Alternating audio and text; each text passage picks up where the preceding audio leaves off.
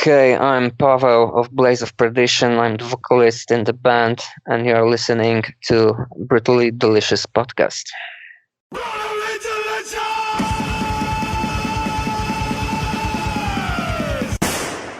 Hey, you're listening to the Brutally Delicious podcast. I am Bruce. I'm Chris. Oh, I see what you did there with this real deep, dark. What did I do? Deep, dark stuff, which is going to take us right down the path. Today, we're going to be talking with the person's name is Pawel. I don't know how to pronounce the last name. It's Pawel is his first name. Pawel. Paul. Yeah, Paul. However you want to pronounce it. It's Blaze of Perdition, a really heavy black metal band out of Poland. On Metal Blade.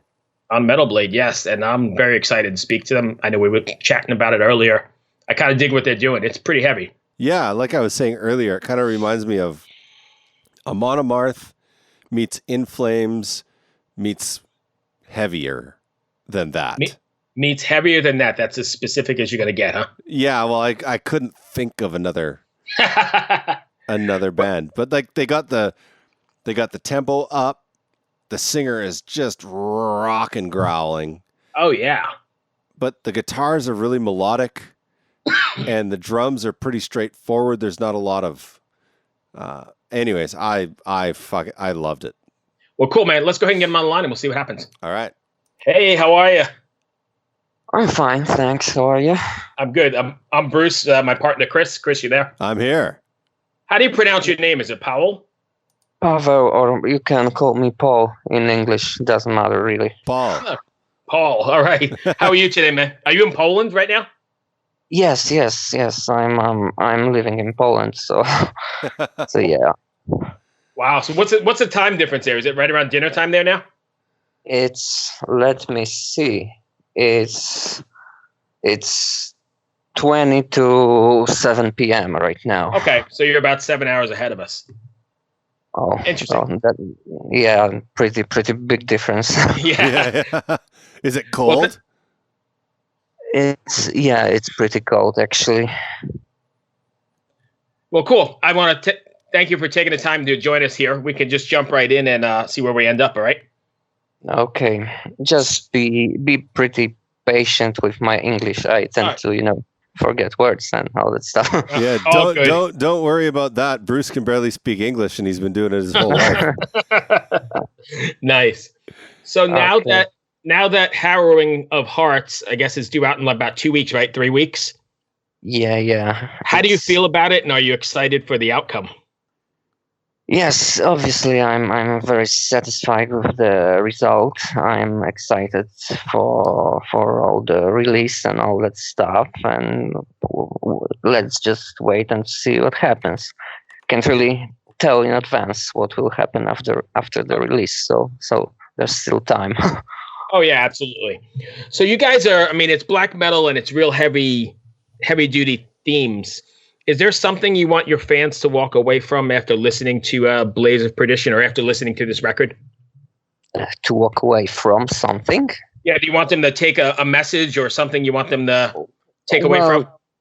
Well, not really. I take Blaze of Perdition as, I don't know, my kind of diary or something like that. What I write in the lyrics, what I express there is just my thoughts, my reflections on the world around. And so I don't really want to, teach people, tell them anything. I just express my inner side, and that's it. Actually, whatever people might come and take from those lyrics, it's just up to them. I don't really force anything, and I don't have any expectations. Actually. Okay. Cool. Chris? You're the singer, correct? Yes. You sound so much different than on the recording. Well, yes, that's how the grow really works.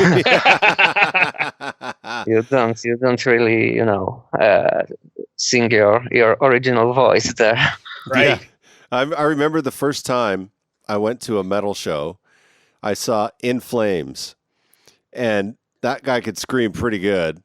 And in between sets, he was like, "Oh, hello. Thank you so much for coming." And then right back into like, "Rah!" I was like, how does he do this? You know, it blew my mind away. That's natural, you know. Is actually the sound of your voice when speaking and when growling is so different. It can't really be compared how the voice cords work and all that stuff. But that's up to every single vocalist to it differs from man to man, you know. Some people actually sound pretty similar when they talk and or when they scream, and some don't. I don't. As you noticed, I have pretty, I don't know, high pitched voice for a man at least, and I don't really have high pitched growl, as you always know by listening to our music. Yeah. I was just going to ask is, do you have any kind of training in that kind of voice, or is it something you just learned on your own, or how do you prepare your voice to do that kind of thing? Well, I learned it myself. I never had any lessons. I just, you know, I started as a teenager. And we just had some meaningless band with my cousin, and we were just, you know, playing stuff, Dark Throne covers, all that stuff. Nothing serious, nothing important, and that's how it all started. My voice just began to change, to evolve with time, and that's how it happened. And if I have any special preparations for it, I don't think so. I just take some pills for my vocal cords before recording or before the show, and that's actually it. Nothing out of ordinary. No special magic here, really. Right. Yeah, it seems though like you do it properly, because I've met a lot of people that growl, and their voice changes because of how they growl, if that makes any sense. But your voice stays nice and smooth. So, like, we were talking to Riley from Allegiant. That's his name, right? Yeah, Bruce? absolutely. Yep. And he was actually, he gave me a vocal lesson on growling on the podcast. Well, and it don't was really, ask me to do it, please. No. But it was really interesting because he's also a vocal teacher. Like, he teaches he teaches regular singing, but in his everyday life he growls. Well, I can't sing for shit, actually. I'm total shit when it comes to singing, so that's where we are different. But yeah, growling, no problem for me after all those years, I think. Yeah. Bruce? Yeah, so you guys are more of the, I would say, and I'm not the expert on it, but more of a traditional black metal sort of act. How do you think that black metal is these days, or the scene is these days, with it being so almost mainstream, right, with that film? Well, I don't really know what to say about black metal being mainstream or not mainstream. You know, what we do as a band, we don't really consider it either, I don't know, underground or mainstream. We just do what we do. We do what we feel is okay with us, what we feel we want to express. And if something, I don't know, sounds more mainstream or more approachable, it's not of the issue. It just doesn't matter to us. And I have same attitude for other bands as well. You know, I just listen what I really like listening to, and that's it. I don't know if that even answers your question. Actually, no, that's fine. I was just curious, like, what you thought of the black metal scene compared to like the older days, because I think you guys are more of like the traditional stuff that came out of Norway or Eastern Europe, right? Well, yeah, we come from more traditional way of playing black metal. If you play our aerial records, like towards the Blaze of Perdition of the Harrowing, they were pretty traditional Swedish sounding black metal. But we actually started to, you know, evolve, try new things. So I don't really think we are that much that's traditional anymore, you know. So I don't really consider us that orthodox, as, at least in the sound, if we are talking about the sound, the riffs and all that stuff, I don't think we are that orthodox as we used to be in the past. Gotcha. Is this your first record on Metal Blade, or have you been with them for a while?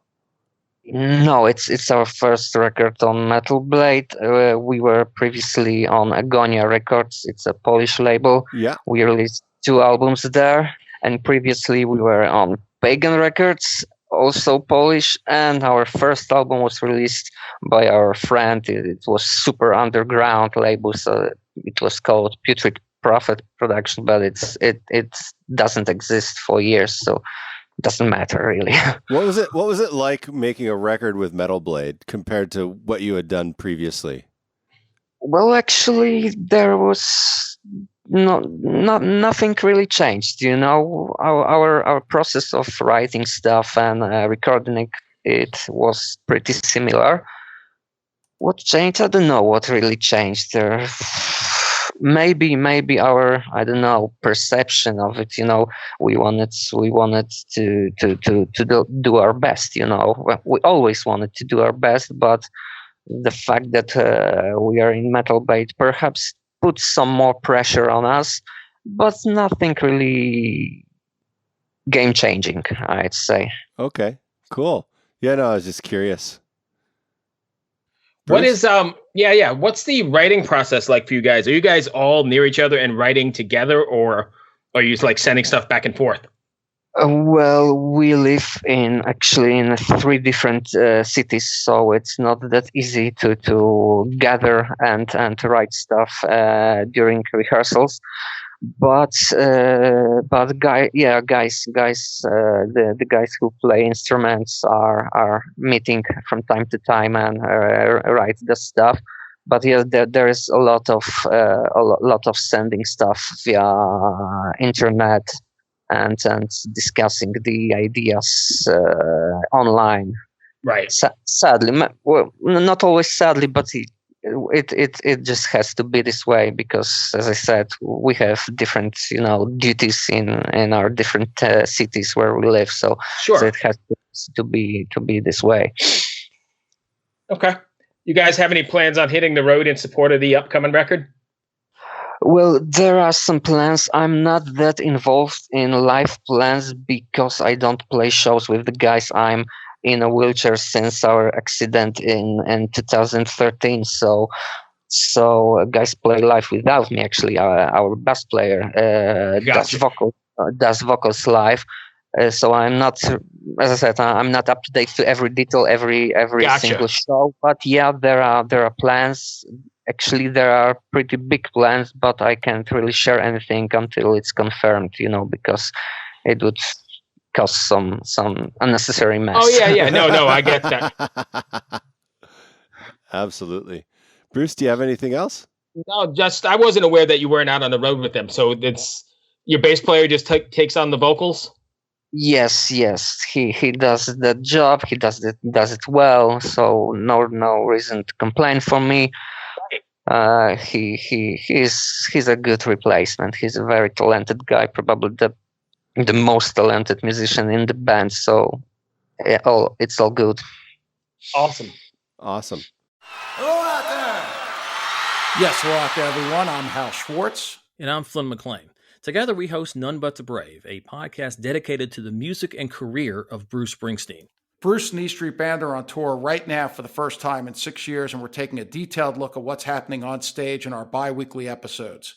We've also been recently joined by some very exciting guests, including rock journalist Warren Zanes and Stephen Hayden, Backstreet's Magazine founder Charles Cross, and Barstool's Kirk Minahan.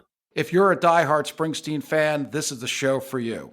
So please subscribe to None But the Brave on your favorite podcasting platform, and we hope to see you further on up the road. Thank you so much. We'll be seeing you.